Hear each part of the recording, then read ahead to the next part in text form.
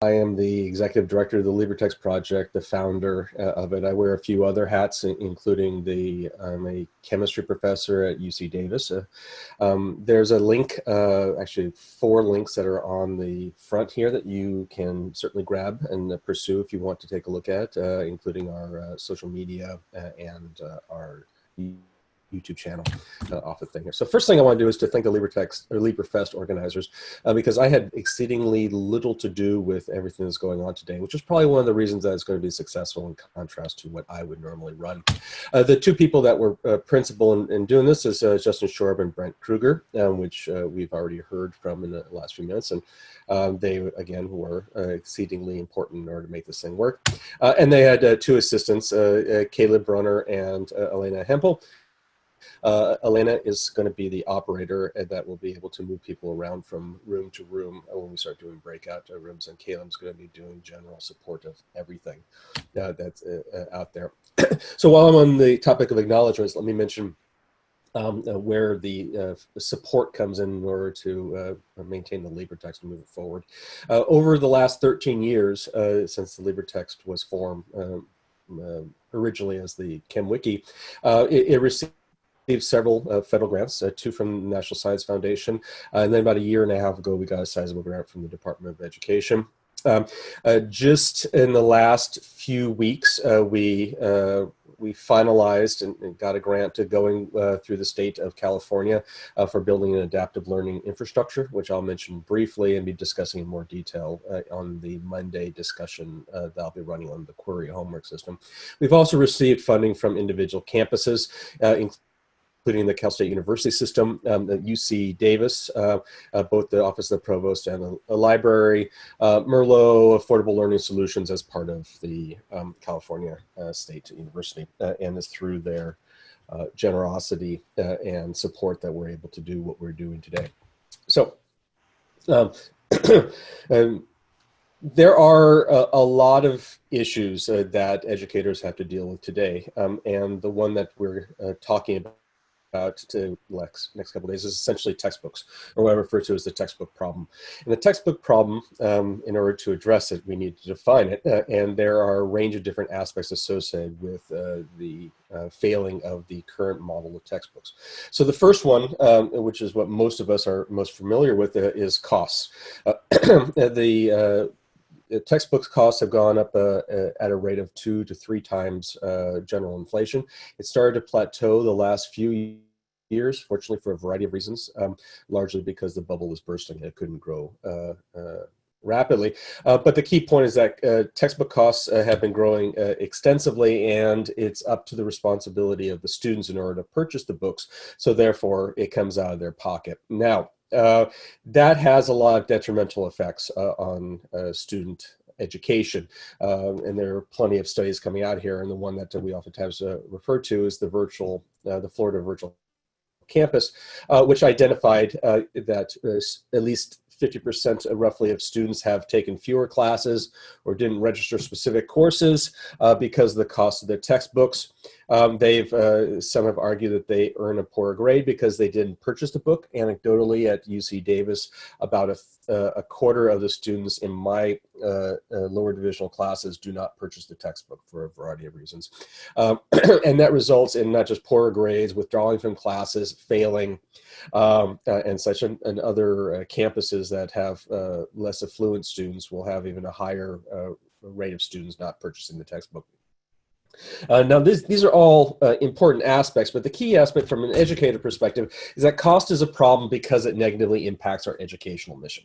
And this is the primary reason that we should be interested in the cost of textbooks, because each of these aspects here diminishes what we are trying to push and move forward. And that's not just from an academic perspective, but also from an administrative perspective, because it's important in order to maintain the efficiency of our campuses and moving forward. The second textbook problem is essentially freedom. Far too often, the curriculum in a class is dictated by the textbook of the class that's adopted.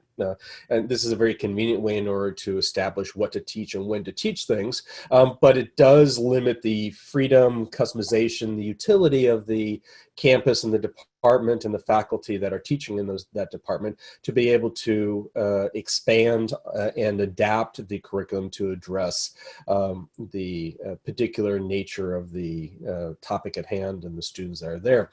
So textbooks are oftentimes more of a crutch in order to hinder curricular developments rather than a scaffold in order to guide what we're doing. An underlying argument here is essentially that the faculty that teach in a class or a department are the ones that should be controlling the curriculum in that class and department, not the textbook publishers. So we want customization and freedom in order to do that. So how do open textbooks address both of these issues? Well, the first thing is that OER is free, or at least it should be. There are different definitions of OER to utilize, but the key point is that the ability in order to disseminate content without that cost or financial component involved in it. OER, Open Education Resource, again, provides the ability for anyone, faculty or students, if they want to remix, reuse, revise material to better set the course objectives. And these are the two critical aspects of what OER provides us in order to address, again, these textbook issues. So with that freedom, the utility gives us the ability in order to start to modify the text in order to reflect issues that are particularly important, especially in the last few months in terms of race and gender, age, ability, and other things that have largely been poorly represented in traditional textbooks over the years. So in discussing the OER community and what projects provide you, it's important in order to have a common tongue in order to be able to compare these things. And I wanted to be able to do this because I'll be using this tongue a few times during this presentation, but also in subsequent presentations, and it's useful in order to be able to put this together. So some projects are referred to some projects are repositories, and some projects are platforms, and many projects are an admixture of these individual components. So referatory provides information such as a name, description, reviews, hyperlinks, metadata, for example, to resources or learning objectives. So that would be something like a learning guide from a library that's exceedingly important in order to be able to identify what's out there, but it doesn't actually hold any content out there. Its benefits is that it's easy to set up. You can parse through, find things, keep it in a list, and organize it. And so like I said, it's largely an extended library guide. Its detraction is that it's at the mercy of external projects. So anyone who's maintained a project for a certain period of time that has extensive linking to the greater environment then has to deal with link farming, hot linking, content goes down, and then it starts to degrade the integrity of the project itself off of it. A repository fixes the referatory aspect, and it provides a central place in which you can aggregate that content, and it's stored in a controlled fashion in order to be able to distribute that content. So it's a step better for integrity sake than referatories. It's a bit harder in order to implement because you need an infrastructure in order to do that. And there are two flavors of repositories, and this is the terminology I use. There's either the dead flavor or the living flavor. And I use those terms in order to describe whether you have the ability to curate the content, meaning can you update the content in order to be able to put that down there. Anyone who's ever tried to copy from a PDF in order to create a presentation or a style knows exactly what it's like in order to take content from a dead format, from a dead library or a series of PDFs. So PDFs are terminal products that should never be used as a mechanism in order to store content, and especially content that you want to cut apart and customize because it's essentially not available for that. And there are other examples of dead content where you have a repository, but you're unable to tap into it in order to modify it, and that's effectively dead. And living, on the other hand, is the ability in order to come in and curate and bring things forward, move, update, and such. So the benefits of a repository is it's stable. You're not at the mercy of other people on the site. The dead repositories do age rapidly because you're unable to update them, and that's a key aspect behind the LibreTexts and what I think the OER community needs to be addressing in the future. Platform or construction platform is essentially an infrastructure that facilitates the creation of OER content. So it's the ability in order to formulate how to add content in the repository.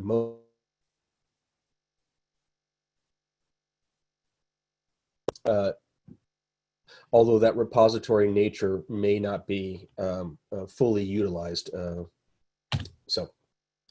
So it's important in order to address the textbook problem to go beyond a simple repository and a simple referatory. You need a mixture of all three, although I tend to favor to avoid referatory or linking out as much as possible for maintaining integrity. Uh, but in order to implement these sort of things, you need to address a range of different issues because it's a complex infrastructure, and that's what the LibreText is meant to provide. So why don't faculty use OER? So if you look at this Babson report that came out a few years ago, it's identified that 50% of students, 50% of faculty have identified there's not enough OER resources in the subject matter. And that's a current issue now, as it was a few years ago. And it basically means that there's a lot of opportunity for the OER community in order to expand our current scope. The other one is it's too hard to find. The content is distributed in a lot of different spots on the internet. I use the term fragmentation to describe that, and that's detrimental off of that. There's no comprehensive catalog of OER resources, which is another flavor of it's hard to find the content, although there are several examples of other people who are trying to pursue that. The Open Textbook Library is probably one of the most successful off of that, but again, it's a referatory. It's not a repository or a construction platform. And then the general belief that you need to implement additional technologies in order to make the textbook useful, especially for the future. And homework is the key technology that people are particularly interested in, but not the only one by far. So the LibreText was meant in order to address this, design this in a project that's based from a faculty perspective in order to build a system that's able to move forward. And that's a key aspect that essentially everyone on our development team is in academia or has been in academia and is an active faculty member and uses the content that's out there.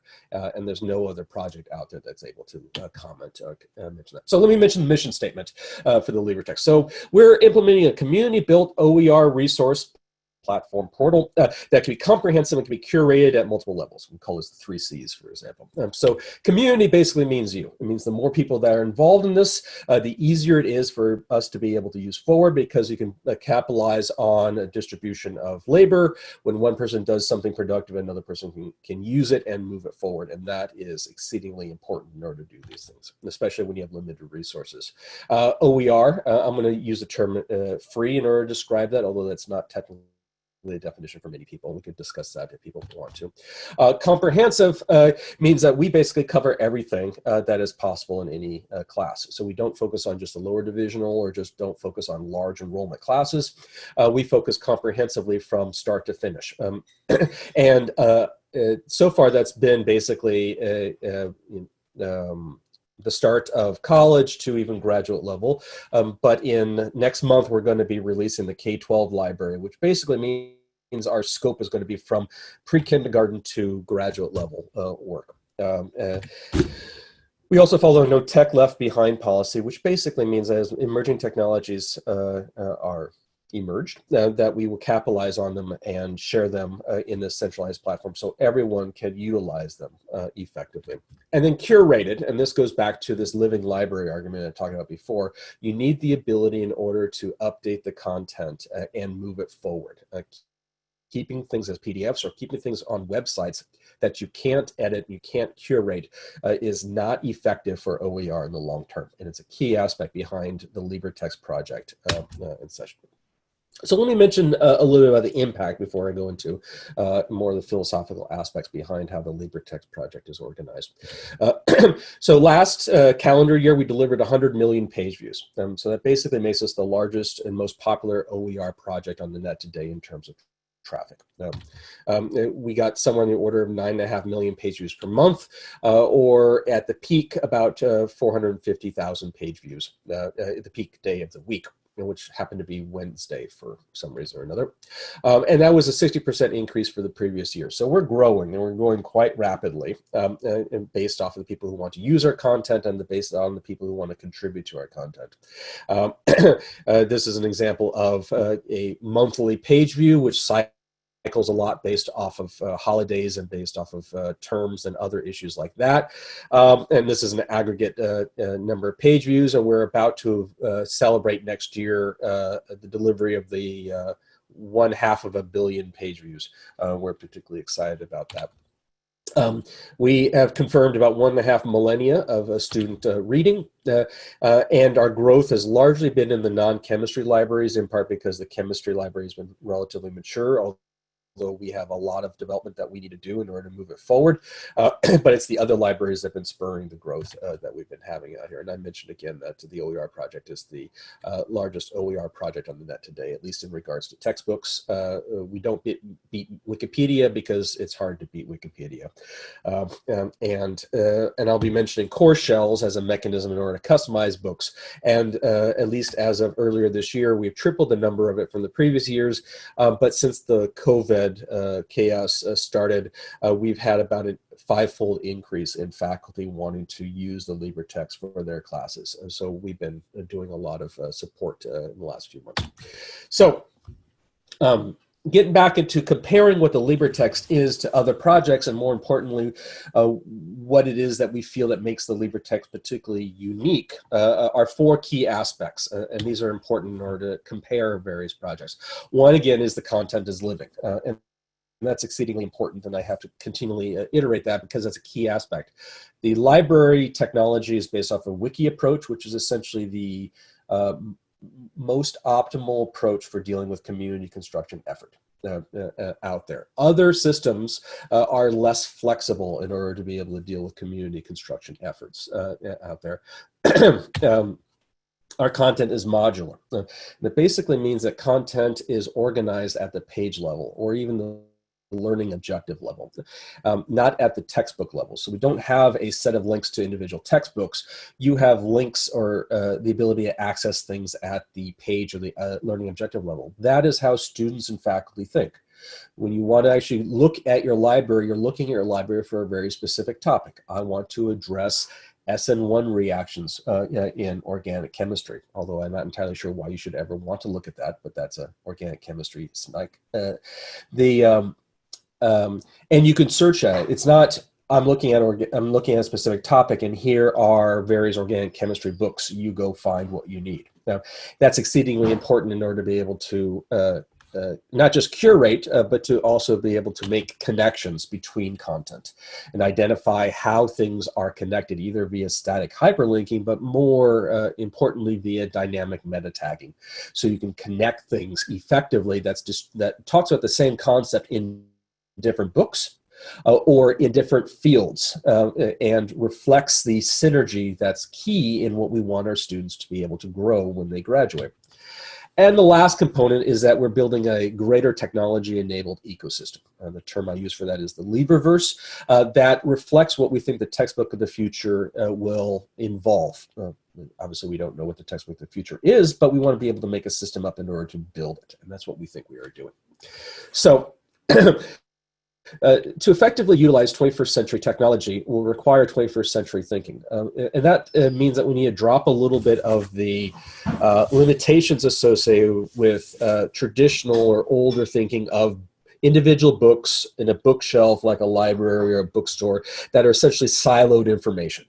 We need to deal with the fact that everything is interconnected in one way or the other. Some connections are stronger than others, and reflect that in the resource that we provide to our students.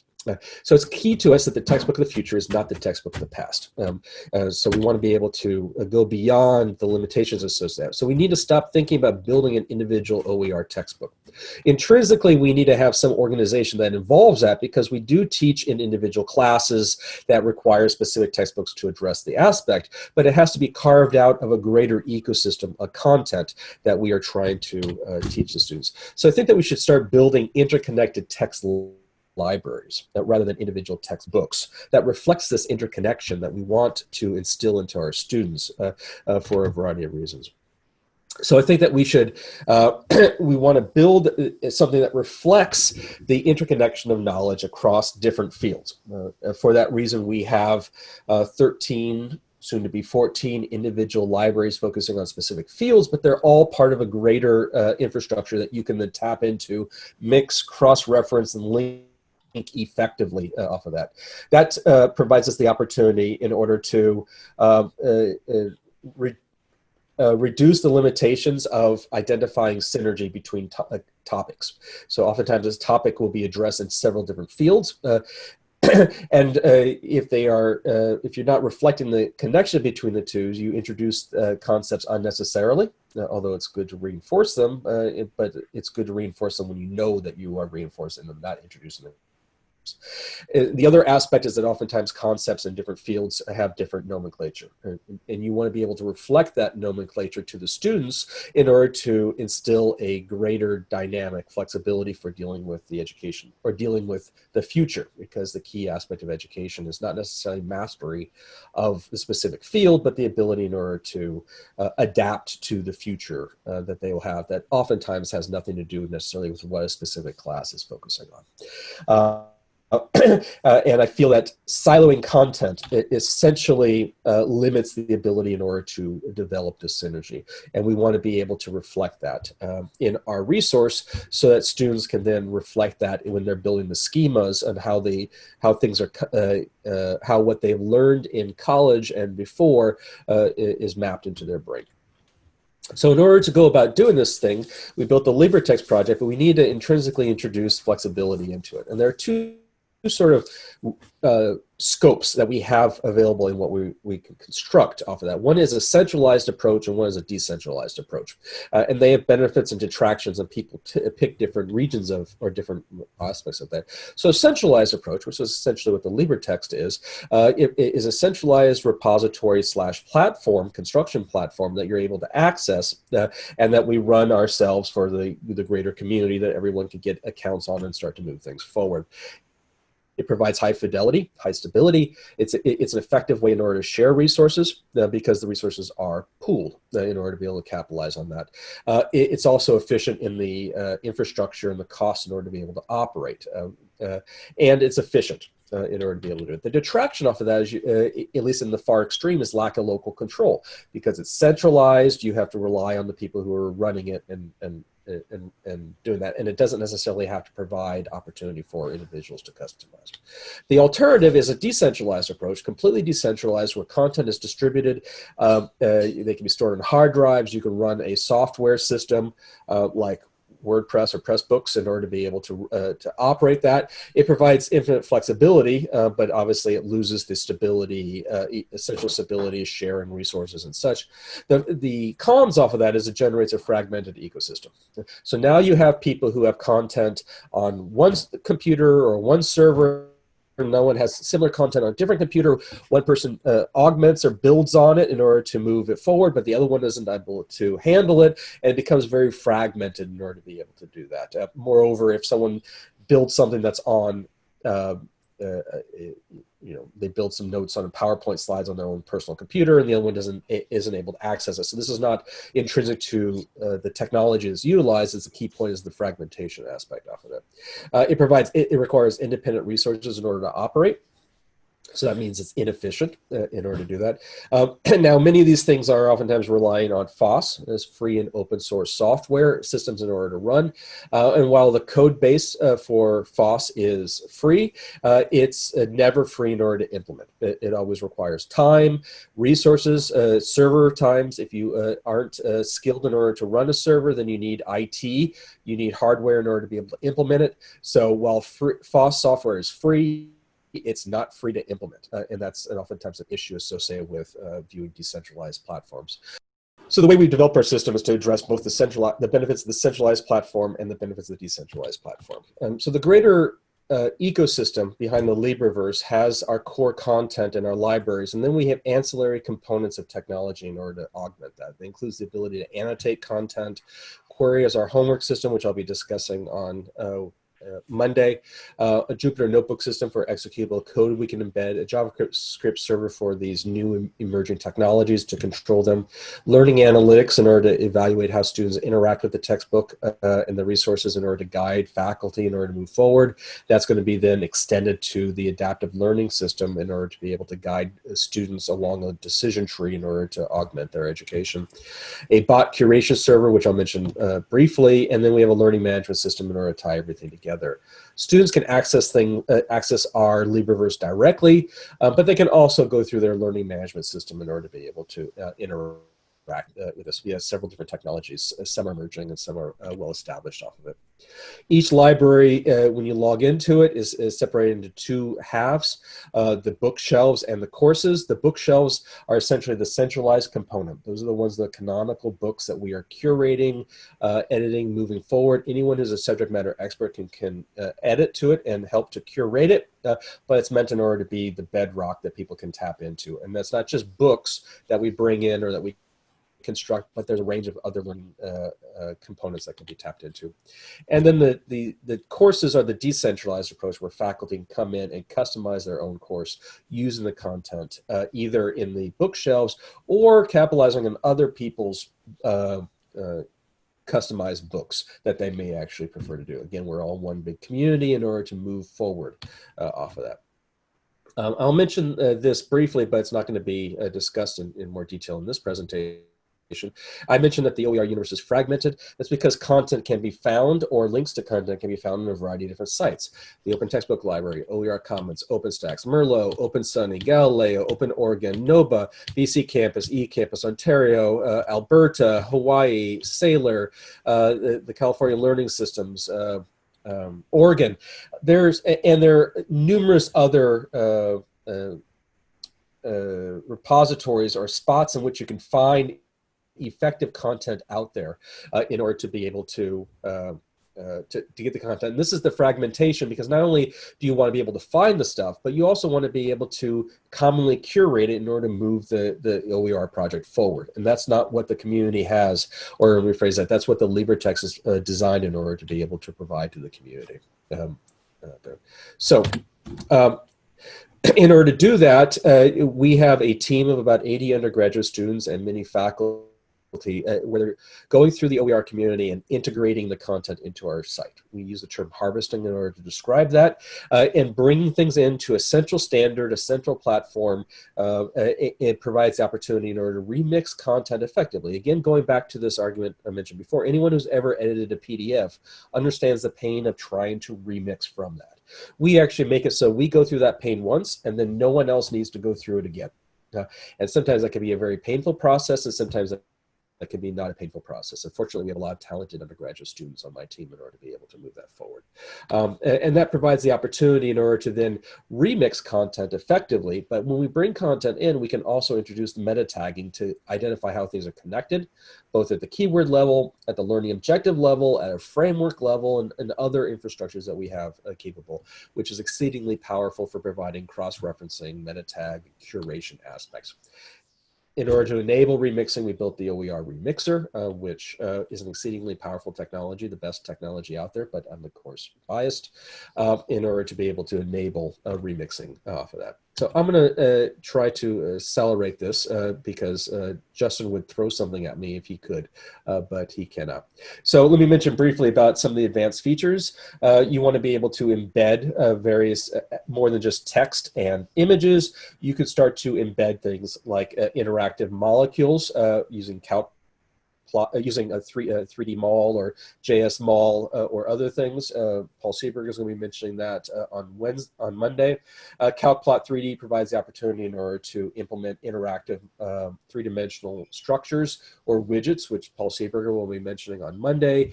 Jupyter Notebook System provides the opportunity embedding Python code. You can annotate, and there's a range of other technologies that we currently have and no doubt will integrate into the system.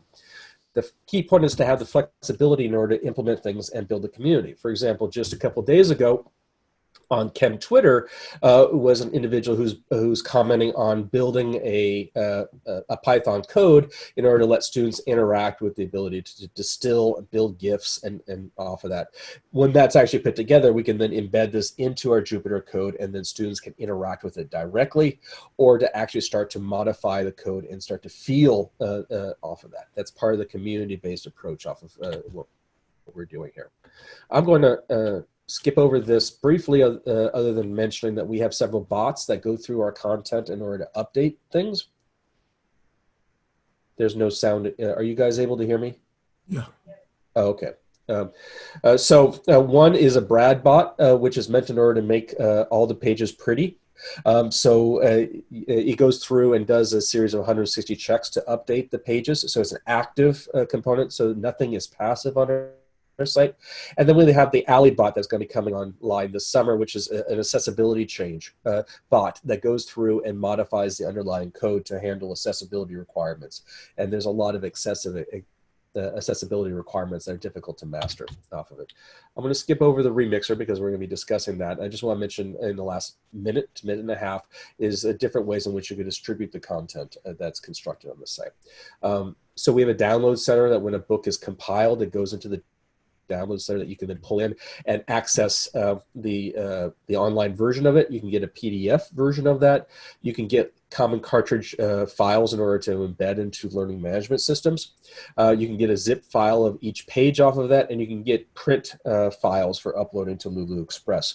We also upload books directly to our bookstore, which is meant as an intermediary. We don't make any money off of that. Let me skip over that and just mention the physical books. This is my general chemistry book that I use for my second quarter general chemistry. What would be a $250 to $300 book is now a $12 book out there that students can tap into and use if they want a physical book. Of course, they can tap into it for free online effectively. And lastly, we have the LibreText in a box, which is the ability in order to embed textbooks and the whole libraries into a Raspberry Pi box that you can then use offline. So if you have limited access or your students have limited access to the internet, they can then get this box and then it acts as a hotspot for a lot of people to tap into. The analog of that is the LibreText in the phone app, which should be coming out in the next few months, which lets students, if they have access to the internet on campus, download their books and then have the ability in order to access that with a lot of JavaScript capabilities embedded into it in order to make it more like it's online rather than offline. So it's more than just basically a PDF version of that. So let me end again with our mission statement. We're implementing a community-built OER resource platform portal that is comprehensive and can be curated, and that requires you guys in order to be able to do that. I have a question. Did you want me to ask it verbally? Sure. When Delmar mentioned about the bots, I was wondering if they are cleaning up the centralized text. Are they also looking at customized text? Yeah, well, the accessibility bot will go through everything because we want a requirement to make everything accessible.